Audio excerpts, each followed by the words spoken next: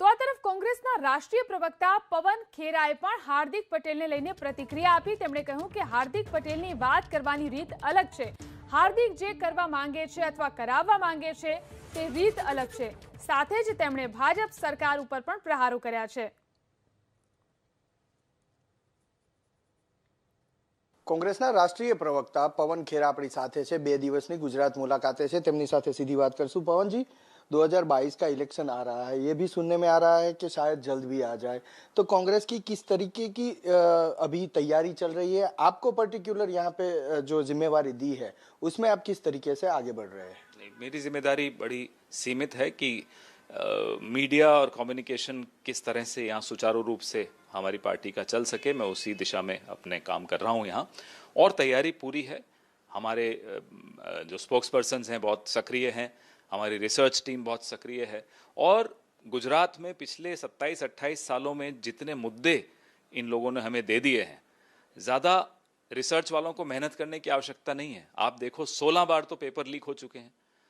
8वीं क्लास के बच्चों के एग्जाम नहीं करा सकती जो सरकार, उसको सरकार में बने रहने का क्या अधिकार है? अब यह सवाल गुजरात का एक एक बच्चा पूछ रहा है।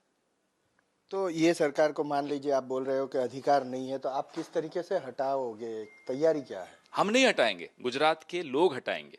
हमारी तैयारी बड़ी सही है कि सारे मुद्दों को बार बार आवाज़ उन मुद्दों पर उठाएं, भले वो आदिवासी क्षेत्रों में आवाज़ उठ रही हो, या अर्बन एरियाज़ में ये पेपर लीक की बात हो, या पेट्रोल डीजल और रसोई गैस के दामों की बात हो, कानून व्यवस्था की बात हो, कोविड कुप्रबंधन की बात हो, कोविड के जो शिकार हुए लोग उनके प्रति न्याय की बात हो, वो तमाम मुद्दे हम उठाए जा रहे हैं। आपने कहा आवाज उठ रही है, आवाज कांग्रेस के अंदर से भी उठ रही है नाराजगी की। कार्यकारी अध्यक्ष है हार्दिक पटेल, लगातार वो अपने लीडरशिप पे सवाल खड़े कर रहे हैं। हमारी पार्टी में हर राज्य में बहुत सारे नेता हैं जो काबिल हैं, और जब काबिल नेता होते हैं उनके अपने मन की बात होती है, वो अपने मन की बात सामने रखना चाहते हैं। सबका एक तरीका होता है काम करने का, कार्यशैली होती है, और वो अपनी बात आगे लाना चाहते हैं। तो उसमें मैं आपत्ति मुझे नहीं है, किसी को भी आपत्ति नहीं है कि कोई उसका तरीका अलग है बात करने का या काम करने का, और वो अपना तरीके से कुछ करवाना चाहता है पार्टी से, तो कुछ उसमें गलत नहीं मानता मैं। लेकिन तरीका पार्टी फोरम का नहीं होना चाहिए, एक शिस्त नहीं होना चाहिए। ऐसी बात अगर आपको मान लीजिए किसी से दिक्कत है तो आप पार्टी फोरम में बात करें, बाहर निकल के लगातार लीडरशिप पे निशाना ताकना। जैसा मैंने कहा कि सबका अपना तरीका होता है, सबकी अपनी शैली होती है, और हर संगठन की एक लक्ष्मण रेखा होती है। भारतीय जनता पार्टी की लक्ष्मण रेखा नागपुर से तय होती है, हमारे यहाँ लक्ष्मण रेखा विस्तृत है।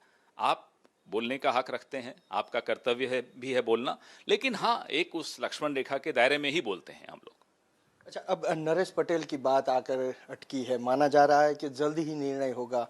क्या निर्णय हो सकता है? क्योंकि आज वो दिल्ली में शायद मुलाकात भी करे सोनिया गांधी से। अब जब निर्णय होगा तो सबसे पहले तो आपको मालूम पड़ेगा, आपके माध्यम से मुझे मालूम पड़ेगा।